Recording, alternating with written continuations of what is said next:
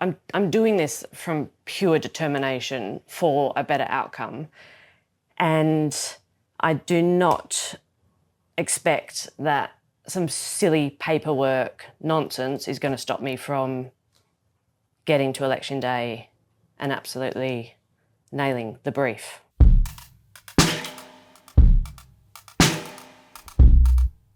This is A Piece of Kate. I'm Emma Pegram. And I'm Kate Hulett. When you put out your first promo for the podcast, you said you wrote something like, there'll be, stories, blah, something else, and maybe some random bombshells. And I thought, I can't wait to see what bombshells they're going to be. Well, have we got a bombshell for you, Miss Pegram? It's day 5 and we're already bombshelling. Yeah, and I feel like I've been carrying it like a undetonated bomb in my bag. I mean, like physical paper bombs. Yeah, you have been. I mean, paperwork is... I feel like these papers have become like safety papers for No, you. it's like... The opposite. Trauma paper. And I just carry it around. It's dog-eared, and it is the nomination form. So as a federal candidate, you've got to we've formally announced that we were running last week, but then you've got to Actually nominate. yeah. And what does that entail? You tell me. I mean, you get the papers, you got to fill out a form, you got to get 100 wet signatures, like physical When you say signatures. wet signatures, it It's makes awful, me feel isn't a it? little bit vommy in my mouth. I know, it feels Can you- so... I can you like use a saying normal- dry signatures, but... Why don't you just say like actual physical with a pen? Why do you say wet? It's like a wet market. What? Okay, keep going. Oh yeah, so wet signatures. Yeah, you're going to get 100 wet signatures. Is that something from calligraphy? I don't know. In pen. It means in pen. Anyway, we're getting the signatures, things are happening, but you've got a bit of a hiccup. I have 2 passports, 2 citizenships, Wow. dual citizenship. As long-time listeners, hello, Dad. No, I was born in Armidale, Western Australia, but I was put on my mum's passport when I was a baby to travel. I don't know if that's just what happens, but I was. So I've got a British passport. Now, part of the nomination form refers to Section 44 of the Australia Constitution. For those of you watching, I'm holding a copy of the Constitution. This is what it says. It's written like it was something, and then a scroll. Well, I mean, it was, written then. Well, not really. It wasn't like Roman times. Okay, Section 44, disqualification. Any person who, 1, is under any acknowledgement of allegiance, obedience, or adherence to a foreign power, or is a subject or a citizen, or entitled to the rights of or privileges of a subject or a citizen of a foreign power. I absolutely tuned out just then. Yeah.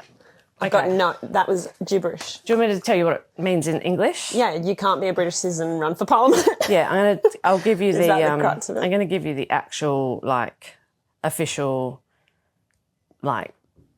regular person description of that because I had to send it to someone else today. It means foreign citizens and dual citizens cannot sit in Parliament. An Australian-born person with Australian citizenship who has acquired foreign citizenship without their own knowledge is disqualified. I mean, that kind of was me because I was a baby. I didn't sign You did not anything. get to give consent. I didn't consent for my photo to be taken. Citizenship can be acquired from family members who have migrated to Australia. Around half of Australians have a parent who was born overseas. So, all right. So what? Tell me. Okay, so let's go through the steps. So it was. We lose the state election. Well, we didn't lose. We just got slightly less votes. We won than second. The winner. We won 2. Yes, that was like Friday. 15 seconds. So kind of. But then on Saturday, basically, you decided you were going to run for federal. Rubber arm twisted behind my back. Or really it was Sunday. It was Sunday that you were like, okay, yes, I'll do federal. Mm-hmm. We announced on Monday. No time like the present. And where in there did we learn about the... Well, I mean... think I printed the form out in the morning thinking... Tick, tick, tick. For state, just fill out the Dunzo. form. Dunzo. A bunzo. And then I was like, just be the same. I got this. And even before we went and did the press conference where you announced your federal candidacy, I remember you being like, oh, yeah, there's a Section 44B. I got to renounce my British passport. Easy. And in my mind, I was like, if I win, fine, be worth it. I'll be in. Just get rid of it. Chuck it in the bin. So we go down, do our announcement, bingo bongo. I come back home, hop on the laptop, go onto the Home Office website, fill out the forms to renounce my citizenship, pay £499, which was $1 billion. a shock. But also I was like, I've just got to get this done, so I'll do it now. Look how efficient I am. And then I think you fill it all out and it goes, ding, cool, submitted. You will hear back for us in 6 months. And then I think that was the moment that I spewed in my mouth. And then just like, and I just like, how do I break this to people? Yeah. And I also feel like... But at that moment, I was like, but I've filled out the form, paid the money. Yeah. I wasn't born there. I don't live, it'll be fine. That will just be procedural, and I'll just print that out, and they'll be like, cool, she's done it. That's in check, fine. The deadline is the 10th of April. We've also done a lot of things to try to, resolve. Like we've spoken to constitutional lawyers. We've spoken to... In England and Australia. You've spoken to Mr. C. Fletcher. Yeah, I wrote not one, not two, but 3 messages to the Home Office going, I'm so sorry to write back again. I just wanted to clarify one of the points, which is this is democracy and it's really important. And also people in the, what's it called? The consulate in Canberra, the British consulate. Yeah. The Home Office in Liverpool, England. Your old MP. Oh, my old MP, who was really helpful. But again, she said, we won't hear back for 20 days. I was like, thank you so much for your help. Okay, and you sent all the stuff saying, I've done this, I've done that. It's important that I get this Here's sorted. a letter from the community, like Voices also, for Fremantle. We knew of another candidate who'd been through the same thing Correct. and did get their renunciation a couple of days later. Because that's what we're asking for. We're saying, can you just do it urgently because this is important? Just send me literally, an email what have you got to do? Done. Cross you off the sheet of paper that says who the citizens are? I don't know. Yeah, there's a roll. Like, when you arrive renounce, at Heathrow, they go through the roll. Is it that hard to Listen, get approval to give up your citizenship? you and I what are they know gonna say to you? that the email you correspondence sure I've had with the Home Office would have taken longer than him just Actually going in approving it and deleting my file So true. from the severance records, And what did Mr. C. Fletcher say? He comes back and he's like, we can't do it. Well, we can't do it. First response was, we're not going to expedite your citizenship, madam. That's right. And I said, It's actually thank you so much for the response. As per my previous correspondence, it was a renunciation of my citizenship. And not rather than just going citizenship. Oh, sorry, you're right. That will take me 5 minutes. I'll just do that before I have my coffee. He said, it's still not important enough for me to do it. And I just made a typing error. If you have any more documents to make this seem more important to me, send them. Mr. C. Fletcher, I love your characterisation of him. Where are we now? I mean... It's unclear whether you need a piece of paper from the UK, whatever, that says you are no longer a citizen, or whether you can just say, I'm satisfied that I've done everything I possibly can to renounce my citizenship and I consider it to be renounced. Right? I mean, online it says an email, like it has to be an official thing from England HQ. The relevant authority. saying, you're done ski. But then on this, as I was like reading it again and again and again, there's an asterisk section that says, if you contend you have renounced your foreign citizenship, you must provide at least one document that you are satisfied supports your contention. And then it says, it must be an official document, but if you don't have an official document, a statutory declaration. Yeah. So tune in next week when Kate burns her British passport live. Which is going to be my declaration. For podcast viewers. And I mean, we were talking earlier about how kind of crazy it is that, you know, there are these, I mean, seemingly archaic. Like, I'm sure there are some, you know, of course there are some things, we need some rules in place as to who can sit in our parliament. But also we're living in, like, it's a different, you know, Australia. And it doesn't, this feels like quite archaic. Well, yeah, I mean, I guess it comes back to the idea of having a parliament made up of people from all backgrounds and all places to speak on behalf of the people for which it should represent. Totally. And I don't know that a dual citizenship should rule you out from that. No. Totally. Anyway, and not everyone would be able to give up, you know, their second citizenship. I mean, I spoke to someone who said the reason they didn't want to become an MP was because they didn't want to give up the best citizenship in the world, which was Irish. And so then we are going to miss out on having great representatives. Totally. Because people think, well, that's valuable to me for different reasons, whatever they may be. Like, you know, is part of who they are and their history. And the real problem is, like, people deserve proper representation, right? And so if... that's a massive problem, and the community independents are looking to address that.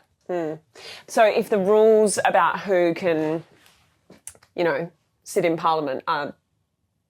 Exclusionary. Are designed to be exclusionary for people of, you know... And it's different expensive. Cultural backgrounds. And quite difficult.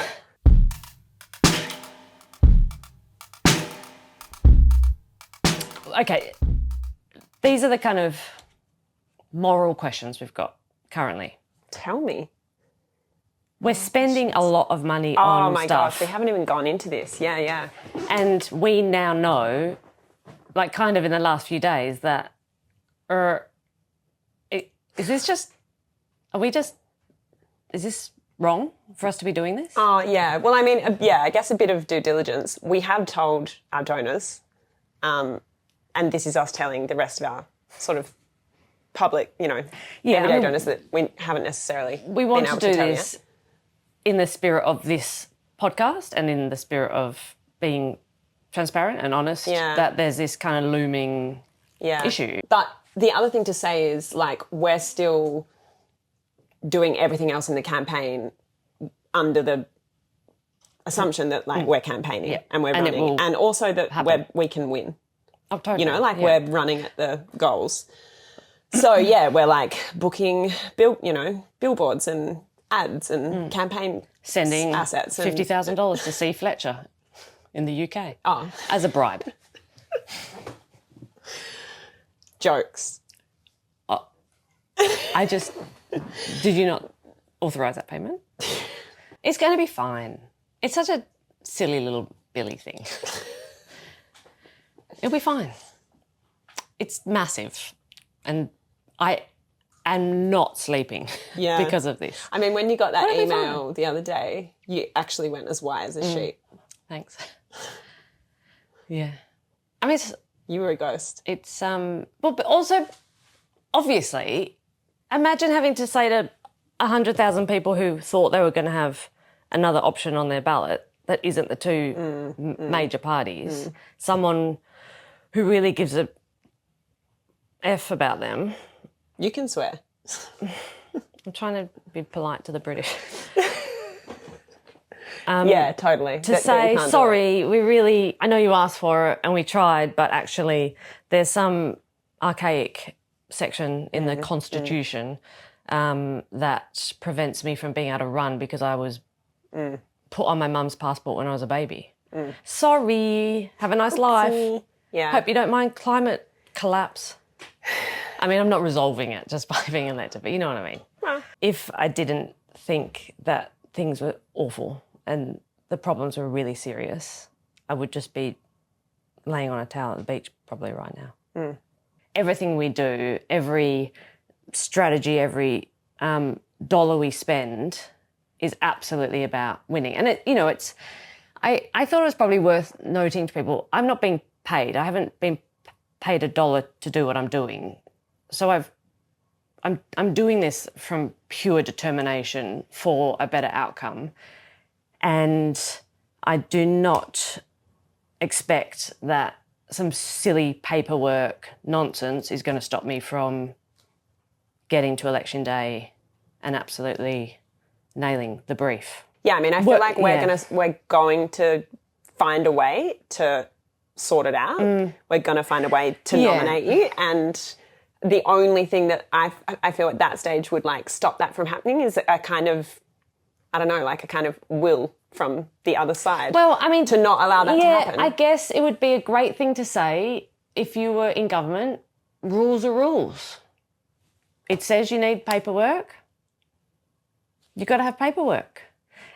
And that would seem like a really poor, reflection of our democracy and what the citizens of Australia want. So we'll see what happens.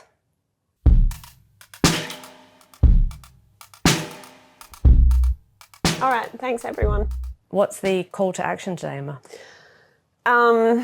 Email Mr. C. Fletcher and demand that if you're in Kate Hulett, Liverpool, England, please go to the Home Office. I mean, seriously, like, let's talk about it. Let's demand that you're allowed to run. Let's get the message out there. We need a hashtag. Okay. That could get ugly, but yeah. Okay, so follow us. Share this with your friends. Subscribe. Email us or drop us a note if you've got any thoughts or points you want us to talk about. Questions, yeah. That's it. Tune in next time. Have a super weekend. Bye. Authorised by K. Hulett, 106 High Street Mall, Fremantle.